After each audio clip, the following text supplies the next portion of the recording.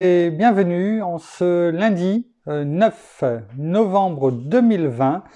Et nous en sommes rendus ce soir à la méditation numéro 234 dans le livre Les psaumes des temps modernes de notre ami pasteur Jean-François Denis. Sans plus tarder, prenons connaissance du titre de ce soir ensemble. Ta vie a du prix aux yeux de Dieu. Père, tu connais mieux que quiconque mon cœur. Toi seul parviens à le sonder dans toute sa profondeur. Aujourd'hui, je suis un peu exaspéré d'expérimenter tout ce malheur qui ne cesse de rôder autour de nous tel un malfaiteur. Je souhaiterais seulement vivre avec mon épouse un peu de répit. Ensemble, nous pourrions jouir de quelques moments positifs dans notre vie. Cet état d'âme, c'est à toi seul que je le dis. Car au quotidien, c'est seulement en toi que je me confie. Suis-je un rebelle au point de continuellement mériter ton châtiment ? Suis-je aveuglé au point de ne plus voir combien tu es grand ? En ce moment, je vis tellement de rejet que j'en suis devenu à me sentir inférieur à tous ces déchets.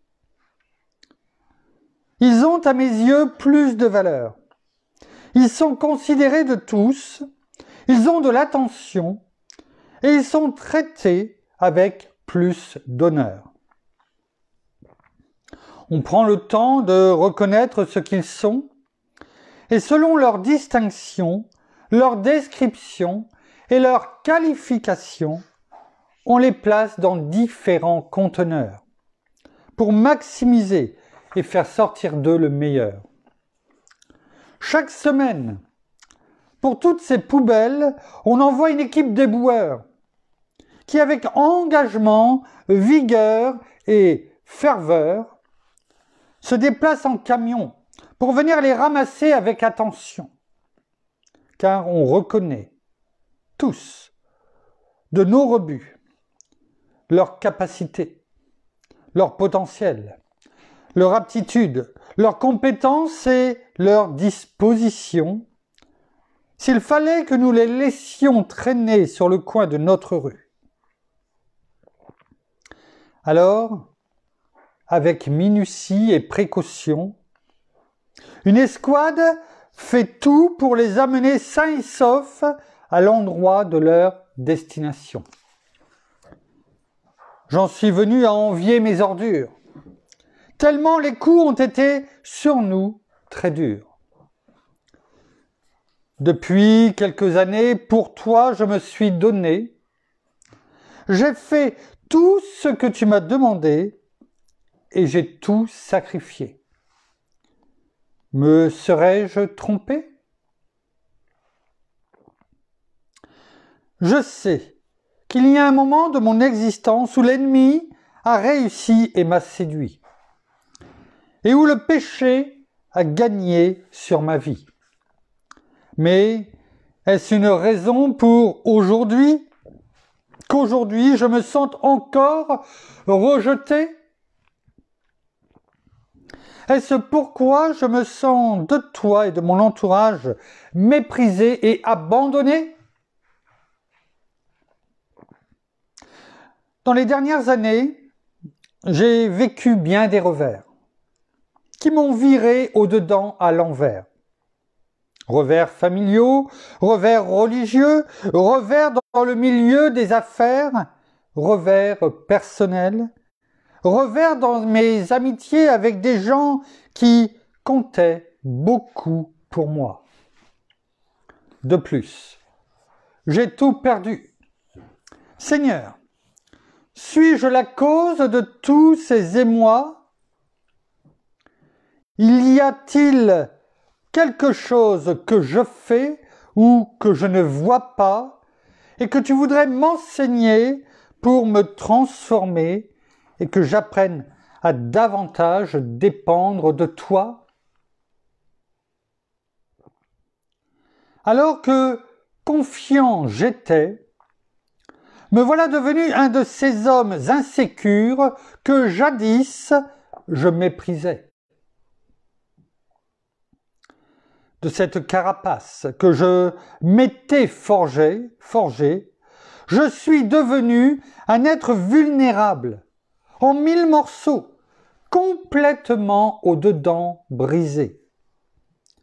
De ce mal dominant et alpha que j'étais, j'en suis venu à projeter une image d'un homme faible, que je déteste et que je hais. Cependant, ma quête demeure la même. Brise-moi tant que tu le voudras, pour que ma vie soit devant toi ce poème, dont la quête de ta présence en sera le seul et l'ultime thème. J'ai tellement peur de faillir à nouveau, que je ne désire plus rien faire si je n'ai de toi le go. Alors je t'en supplie, que ce prochain projet puisse pour toi être empreint de succès. Je t'en prie, rétablis-moi là où depuis le début de mon existence, tu me voulais. Éternel, malgré tout ce qui m'est arrivé dans le passé, pour le reste de ma vie, je continuerai à te louer, à t'adorer et à t'exalter. Je persisterai à raconter à tous tes bontés. Je persévérerai dans la prière à intercéder. Je poursuivrai ma quête sur cette terre à quotidiennement te rechercher. J'investirai davantage dans ma relation avec toi, car j'ai fait ce choix que peu importe mes épreuves, je poursuivrai cette marche de la foi. J'ai confiance que mes ennemis tu écraseras et que mes circonstances tu changeras. Car je crois en tes promesses. Elles font tous les jours l'objet de mon allégresse. Sachant bien que ce que tu déclares et que ce que tu dis, en ton temps, toujours tu l'accomplis. Tu ne donnes jamais au-delà de nos forces. Bien au contraire, à travers l'adversité, je sais que tu m'établis et tu me renforces. C'est pourquoi, Éternel, j'ai confiance en toi. C'est toi, et rien que toi sur cette terre, qui dirige tous mes pas. Peu importe ce que les autres pensent de moi, je suis davantage concerné par ce que toi, tu penses de moi. Merci Père, merci Seigneur, merci bien-aimé Saint-Esprit. Oui, quelquefois nous ne comprenons pas tout. Quelquefois, nous traversons, oui, des tempêtes, comme nous avons pu le lire. Quelquefois, comme Job, nous avons l'impression que nous avons tout perdu. Et que cette fin du tunnel n'arrivera jamais. Et pourtant, tu es mon Père, tu es notre Seigneur, tu es notre bien-aimé Saint-Esprit. Et au fond de nous, nous savons que jamais tu ne nous délaisseras ni nous abandonneras. Jamais. Car nous sommes tes enfants.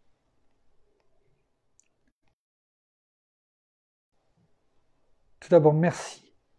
Merci pour ce psaume qui nous montre que, quoi qu'il arrive, jamais nous ne devons abandonner. à te louer. Jamais nous devons détourner notre regard. Alors que ta parole, une fois de plus ce soir, nous exalte, nous exhorte, nous enseigne comment nous devons nous diriger. Comment nous devons agir. Combien nous devons compter sur toi. Alors merci Père, dans le nom de Jésus, une fois de plus de nous éclairer et de nous enseigner ce soir par notre bien-aimé Saint-Esprit. Pour ta gloire, Père, dans le nom de Jésus. Amen.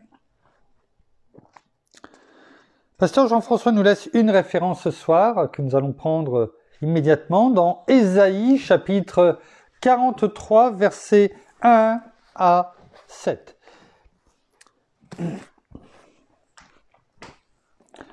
Nous le disions juste à l'instant dans cette prière d'introduction.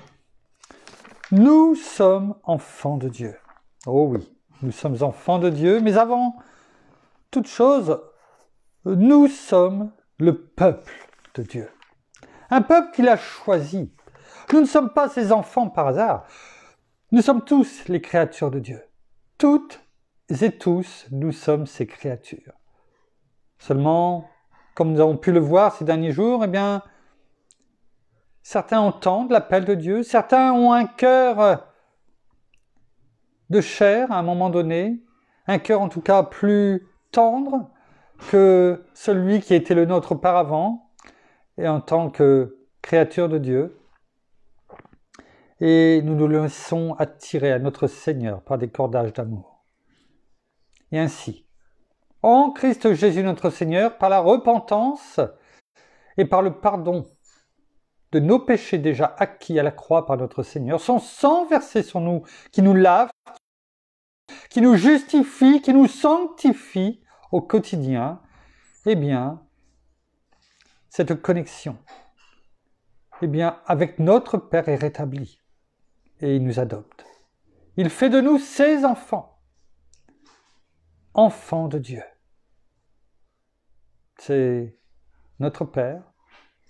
Et on peut crier par cet esprit d'adoption, Abba, Père. Et notre bien-aimé Saint-Esprit nous est donné. Oui, et il vient nous guider au quotidien, à chaque seconde. À nous simplement de l'écouter, de nous laisser diriger, tout en faisant bien sûr notre part dans l'action, parce que nous savons très bien que notre bien-aimé Saint-Esprit, eh bien, c'est dans l'action qu'il se révèle. Si nous n'avançons pas, si nous ne faisons pas ce pas de foi, il n'y en aura pas un deuxième qui nous sera montré. Alors, conduis-nous encore, Père. Conduis-nous encore, bien-aimé Saint-Esprit, dans le nom de Jésus, au travers de ta parole, afin de nous révéler qui nous sommes en tant que peuple de Dieu. Ésaïe 43, versets 1 à 7. J'aime ces passages. Regardez. Ainsi, dans la version Colombe, ainsi parle maintenant l'Éternel. Qui t'a créé, ô Jacob? Celui qui t'a formé, ô Israël.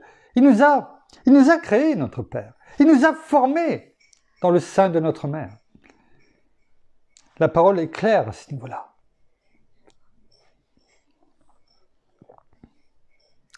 Sois sans crainte, car je t'ai racheté. En tant qu'enfant de Dieu, en tant que peuple de Dieu. Bien sûr, là, il parle à Israël. Mais nous savons que nous sommes le peuple de Dieu. Chacun d'entre nous, en tant qu'enfant de Dieu, nous faisons une famille, une seule famille. Et nous sommes greffés sur l'olivier franc, l'olivier verdoyant, en tant qu'enfant de Dieu. Et ce qui est écrit ici, c'est pour chacun d'entre nous en tant qu'enfant de Dieu. Ça, c'est important de bien le comprendre. Parce que sinon, nous aurons du mal à avancer. Et notre Père nous dit, sois sans crainte, car je t'ai racheté. Je t'ai appelé par ton nom. Tu es à moi. Que de plus beau d'entendre ça. Quelquefois, on peut savoir qui sont nos parents, qui est notre père. Pour d'autres, on ne le sait pas, pour différentes raisons. Peut-être qu'on est orphelin, mais ce qui est beau, c'est de savoir que nous avons un Père qui non seulement nous a créés, nous a formés, nous connaît par notre nom, nous a rachetés, nous a appelés par ce nom, et qui dit « Tu es à moi, tu es à moi ». On sait à qui on appartient. Et les versets suivants sont magnifiques. « Si tu traverses les eaux, je serai avec toi, quelle que soit la tempête, peut-être les naufrages de notre vie. Ne crains pas, il nous l'a dit. Je serai avec toi. » Quelquefois, on a l'impression d'être seul dans les moments les plus difficiles, les plus sombres de notre vie. Mais la parole nous le dit. Rappelons-nous ces versets, notons-les dans notre cahier afin de nous rappeler que dans tel domaine de notre vie, eh bien, il y a ces versets qui... Ce ne sont pas des promesses, hein. Ce ne sont pas des promesses. C'est une certitude. On a pu le voir hier. Mes paroles sont vraies et véritables.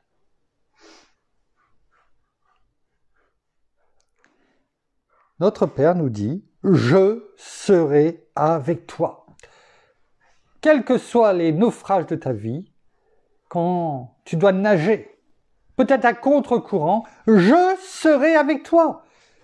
Même si les tempêtes amènent de la pluie dans ta vie, mon parapluie divin sera toujours là pour toi. Et ce n'est pas un parapluie. Qu'importe la force du vent, ce parapluie ne se retournera pas. Il te protégera tout le temps. Ce parapluie, c'est moi, ton Père, l'Éternel, qui te le dit. Aie confiance, sois sans crainte. On peut s'appuyer sur ces paroles. C'est notre roc, notre fondation.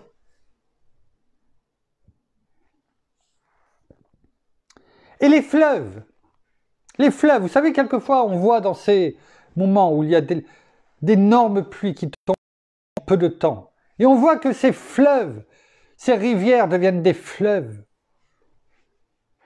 qui détruisent tout, qui charrient tellement de boue, des cailloux, du bois, qui détruisent tout sur leur passage.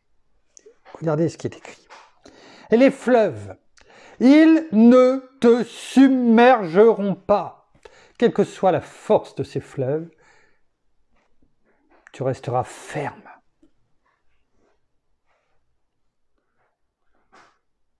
Parce que notre Père est avec nous. Je serai avec toi. Quand tu traverses les eaux, quand il y a des fleuves des courants, parce que tu marches peut-être à contresens, eh bien qui viennent avec force essayer de t'emmener avec lui. Non, parce que notre Père sera devant toi, il te fera barrage.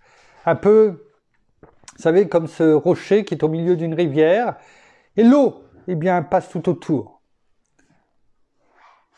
Eh bien, c'est un peu ce que notre Père fera pour nous. Ce rocher restera là, autour. Mais c'est pas fini. Si tu marches dans le feu, oui, quelquefois, on connaît ce désert. Ce désert dans nos vies, où il fait chaud, très chaud. Oui, quelquefois, on a marché sur des...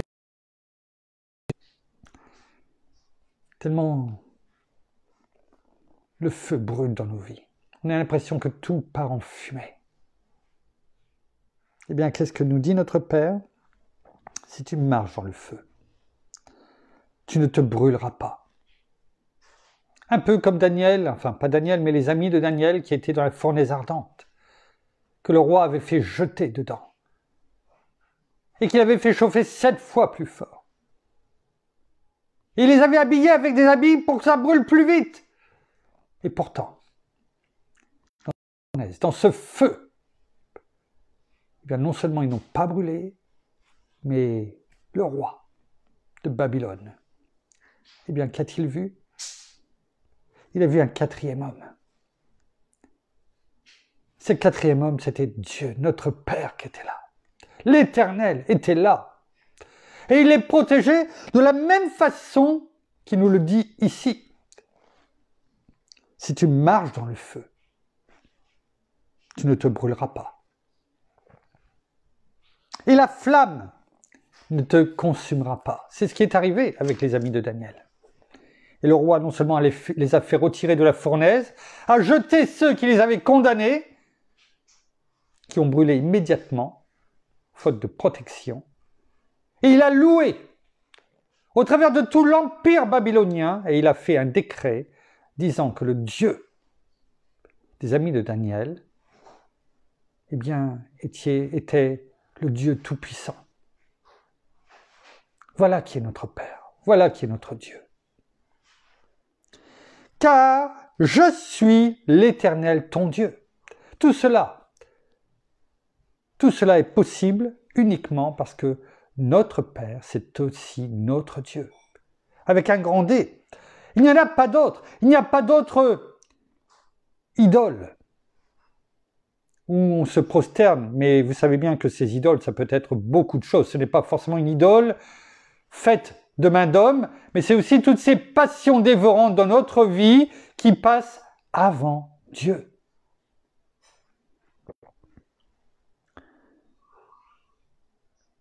Le Saint d'Israël, ton Sauveur, je donne l'Égypte pour ta rançon, l'Éthiopie et Séba à ta place. Il nous a rachetés. Et il y a d'autres personnes qui, elles, peut-être, eh bien, ne l'ont pas accepté et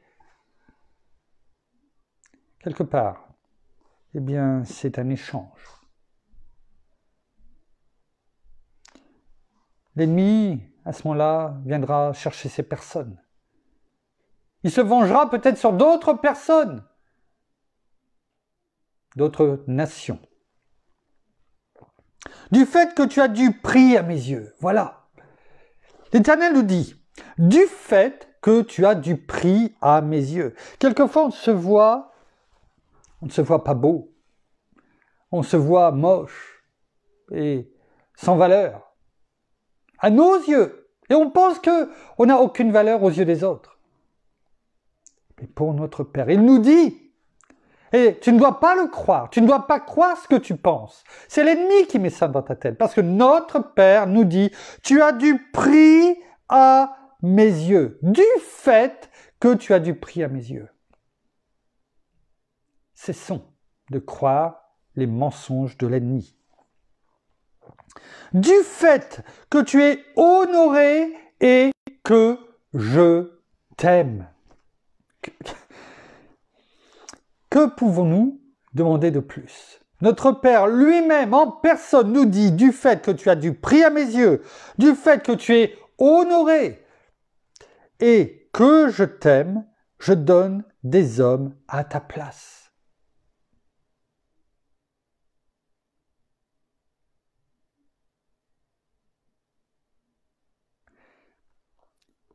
Rappelons-nous, notre Père nous a dit, je suis l'Éternel des armées. Tes ennemis seront mes ennemis. Ton adversaire sera mon adversaire. En tant que peuple de Dieu, enfant de Dieu, bien sûr, nous prions pour que nos ennemis soient touchés. Découvre qui est notre Père, notre Seigneur, notre bien-aimé Saint-Esprit. Se repentent et soient sauvés, délivrés.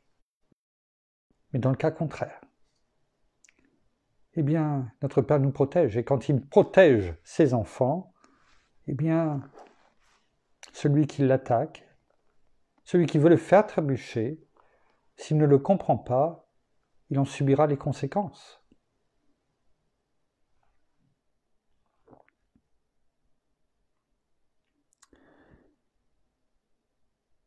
Sois sans crainte, car je suis avec toi. Il est bon, C'était pas du tout prévu. Je vous dirais franchement, tout ce que je vous dis là, ce n'était pas du tout prévu. Voilà ce qui était prévu. Et vu l'heure, on ne le fera pas. C'est pas possible. Je vais même pas commencer. On prendra peut-être un ou deux versets. C'était pas du tout ce qui était prévu. Et pourtant, j'ai passé du temps dans la méditation aujourd'hui, mais voilà, c'est comme ça. On se laisse conduire. Et je ne regrette pas. Parce qu'il est bon de rappeler ce que nous dit notre Père. Et si on prend ce temps de rappeler qui on est, que ce que notre Père nous dit ce soir et chaque jour de notre vie, c'est sûrement qu'il y a une raison pour qu'on insiste dessus. Ces versets sont magnifiques. Ces paroles sont tellement importantes. Il faut que nous les comprenions. Parce que si on ne comprend pas cette base, on aura du mal à avancer dans notre vie. Si on se voit sans aucune valeur, si on ne comprend pas, si on se croit toujours tout seul, si on croit que personne nous aime, si on est toujours constamment dans la peur, dans la crainte, lisons, relisons, gravons ces versets dans notre cœur, car ils sont pour nous, enfants de Dieu. Ils nous font du bien. On peut les lire chaque jour pour nous les rappeler, car remplacer ces pensées mauvaises, qui ne viennent pas de Dieu, par la parole de Dieu, parce qu'il nous dit, par des paroles positives de sagesse et d'amour, transformera notre vie. Je peux vous dire également que cela transformera les personnes autour de soi, conjoints, enfants, et cela rejaillira sur chacun d'eux, et sûrement même pour des générations. Alors il est bon de prendre ce temps, ce moment béni de la parole de Dieu. Je ne m'en lasse pas. Sois sans crainte, car je suis avec toi. Il ne nous dit pas « je serai ». À un moment donné, je serai avec toi. Non, il nous dit « car je suis avec toi ». Vous savez, c'est le grand « je suis ». Le même qui a dit à Moïse, lorsqu'il lui a demandé « mais quand on va me demander comment tu t'appelles, quand je vais repartir en Égypte pour délivrer ton peuple, comment vais-je dire que tu t'appelles ?» Et l'Éternel, notre Père, lui a dit « tu diras que je suis celui qui suis ». Et notre Seigneur n'a eu de cesse de dire « je suis le pain de vie, je suis la source d'eau vive, je suis, je suis, je suis ». C'est du présent continu. Ces versets, ces paroles ne changeront jamais. Oh oui, la terre, les cieux passeront, mais ma parole ne passera pas. Elle est vraie quand on la lit dans Ésaïe 43 au verset 5. Elle est toujours vraie aujourd'hui dans la vie de ses enfants. Il est toujours là avec nous. C'est du présent continu. Il n'est pas là qu'à certains moments de la journée. Il est toujours présent. Gardons les yeux rivés vers lui. Vous savez, quand quelque chose est rivé, en règle générale, c'est quelque chose qui a du mal à se retirer. Et on peut même quelquefois, et on le voit dans ces rivets qui sont mis dans les escalades, eh bien, si c'est bien accroché, ça ne tombera pas dans la roche. Voilà ce que nous devons être auprès de notre Seigneur, de notre Père, de notre bien-aimé Saint-Esprit. Non, tellement rivés, nos yeux rivés sur lui, notre foi en lui tellement rivée que ça ne pourra jamais se retirer, quels que soient les vents, les tempêtes de nos vies. Rien, parce que l'on sait qu'on ne les traverse pas seul. On le chante dans « Abrite-moi », je crois. Car lorsque la tempête est là, eh bien, je les traverserai avec toi. J'ai déjà dit, il ne suffit pas de chanter. Mais ce que l'on sort de notre bouche, eh bien, il faut le mettre en pratique. Il ne faut pas simplement chanter pour chanter comme le fait le monde. Fredonner. Danser dessus parce que c'est entraînant. Non, ça va bien au-delà. C'est de notre vie, de la vie de ceux qui sont avec nous, qui nous entourent. Famille, frères, sœurs, et tous ceux qui nous seront confiés. Ça va bien au-delà. Notre Seigneur Jésus nous montre comment nous devons être nous-mêmes, comme il est pour nous ce premier de cordée. Et le premier de cordée ne tombe pas, parce que s'il tombe, il entraîne tout le monde. Et l'ennemi le sait bien. C'est pourquoi, quelquefois, il envoie ces naufrages. Il envoie ce feu. Il envoie ces tempêtes. Mais rappelons-nous ces paroles, « Je suis avec toi ». Et cela veut dire à chaque seconde de notre vie. « Je ramènerai de l'Orient ta descendance, et je rassemblerai de l'Occident, et je te rassemblerai de l'Occident. Je dirai au nord, donne, et au sud, ne retiens pas. » On a peut-être du mal à comprendre, mais c'est ce qu'il a déjà fait, lorsqu'il a fait revenir déjà le peuple, lorsque l'État d'Israël, eh bien, a été créé au XIXe siècle, en une journée, et il a fait revenir de partout des Juifs qui avaient été dispersés, qui s'étaient sauvés après la destruction de Jérusalem par l'Empire romain, et qui s'étaient dispersés, comme il avait été écrit dans la parole. Rappelons-nous ce qui a été dit hier, la parole est certaine, est véritable. Ce qui est écrit s'accomplit.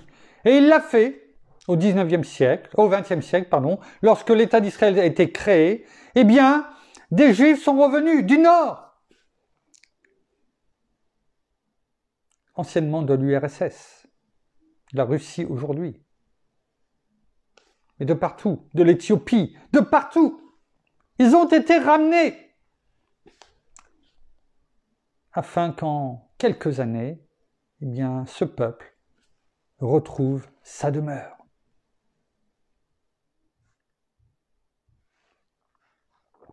Mais c'est ce qu'il nous dit aussi. À chaque créature, il nous dit « Reviens, reviens à moi, tu es mon peuple ». Il n'y a pas besoin aujourd'hui d'être matérialisé là-bas, en Israël. Nous sommes son peuple, ses enfants. Là où nous sommes l'Église. Nous sommes chacun membre du corps de Christ. Hein, rappelons-nous 1 Corinthiens 3,16. Ne savez-vous pas que vous êtes le temple de Dieu et que l'Esprit de Dieu habite en vous?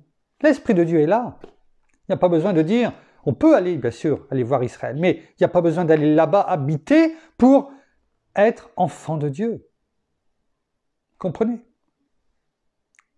Il a ramené son peuple parce que c'était écrit. Certains devaient revenir là-bas, comme la parole l'avait dit. Fais venir mes fils de loin et mes filles de l'extrémité de la terre. C'est ce qu'il a fait avec le peuple d'Israël. Il fallait que lorsque la création d'Israël en une journée a été déclarée, mis en place, une nation, un pays, comme la parole dit, un pays, une nation peut-il naître en une journée? C'était ce que la parole était écrite. C'est Isaïe qui le dit, je ne sais plus à quel niveau. La réponse était oui. Et elle s'est matérialisée, eh bien, des siècles plus tard, selon le timing de Dieu. Comme toujours. Mais en tout cas, ça s'est réalisé. Mes paroles sont certaines et véritables. Quiconque s'appelle de mon nom, quiconque s'appelle de mon nom. C'est-à-dire que, quelle que soit ta race, ta couleur, l'endroit d'où tu viens, l'endroit où tu habites, À partir du moment où tu m'appartiens, tu es enfant de Dieu. À partir du moment où tu es à moi, c'est ça qui est dit. Quiconque s'appelle de mon nom. Quel est ton nom? À partir du moment où tu connais ton nom, Bodar, eh bien nous savons que mon épouse, elle a le même nom. Nos enfants, ils portent notre nom.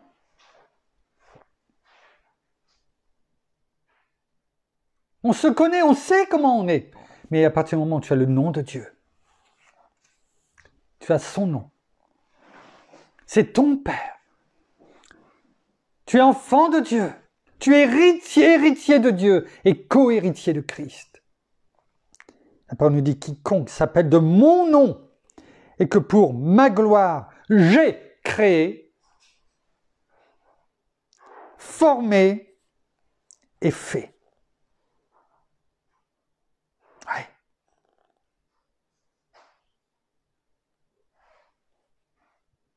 Voilà qui nous sommes. Nous faisons partie de sa famille. Il nous a attirés à notre Seigneur. Il nous a donné son esprit. Notre Seigneur a tout fait pour nous. Il intercède encore pour nous au quotidien. Nous avons un Père. Nous sommes ses enfants. Oh, nous sommes bien au-delà. Nous sommes ambassadeurs de Christ sur terre. Mais nous sommes son peuple, le peuple de Dieu. Voilà qui nous sommes. Et il est bon que tous ces versets, eh bien nous les gardions gravés sur les tables de notre cœur, que nous les notions pour que dans les moments difficiles, eh bien nous puissions les retrouver tout de suite, les déclarer, les proclamer. Et la vie n'est plus la même. Merci Père. Merci Seigneur. Merci. Bien-aimé Saint-Esprit, une fois de plus, c'est toi qui conduis toutes choses. Ce n'est pas du tout ce que j'avais prévu de dire ce soir, mais qu'importe. Le plus important, ce n'est pas ce que je dis, c'est ce que tu dis à travers moi. Car c'est toi que nous rendons gloire, à qui nous rendons gloire. C'est toi que nous aimons. C'est ta parole. Ce n'est pas la parole d'un homme, mais la parole de Dieu. Toi, notre Père, mon Père. Merci Père, merci Seigneur, merci bien-aimé Saint-Esprit. Nous terminons par la prière. Bon, merci encore eh bien ce soir pour encore cette méditation. Merci encore pour la parole eh bien qui nous est toujours déclarée, proclamée. Merci parce que nous pouvons nous approcher de toi et nous pouvons avoir aussi ce moment de partage. Et aussi ce petit moment d'intimité où nous t'écoutons, où nous t'entendons, tu te révèles à nous tout simplement, parfois, par rapport aux versets, par rapport aux paroles, par rapport aux circonstances qui nous sont décrites et qui nous sont lues encore chaque jour. Eh bien merci tout simplement merci. Je ne sais comment exprimer tant d'amour envers toi, Père, parce que nous voulons vraiment reconnaître et connaître aussi ton amour, comment nous pouvons aimer autant que toi tu nous aimes, comment nous pouvons encore aimer les uns et les autres et nous aimer déjà aussi nous-mêmes et reconnaître que nous sommes tes enfants, mais aussi que nous sommes des joyaux, des perles de grand prix à tes yeux. Tu connais tout de nous, tu sais tout de nous. Tu sais même combien de cheveux nous avons sur notre tête. Tu sais tout de nous, tu nous connais par cœur, parce que nous sommes tes enfants et tu nous aimes tellement. Alors, oui, nous voulons aussi, eh bien, te retourner cet amour et te dire combien nous pouvons aussi t'aimer. Mais est-ce que nous t'aimons autant que toi tu nous aimes? Et nous voulons aussi bien reconnaître dans nos vies comme quoi nous avons tant de prix à tes yeux. Est-ce que nous sommes conscients à un seul moment que nous avons ce prix à tes yeux? Comme quoi nous avons cette grande valeur, alors que souvent, eh bien, nous pensons que nous sommes trop ceci ou trop cela, et que nous ne valons pas ou ceci ou cela. Mais non, arrêtons de penser tout cela et arrêtons de nous dénigrer, simplement de penser que nous sommes tes enfants et que nous avons de la valeur puisque nous sommes tes enfants et que toi, tu nous aimes.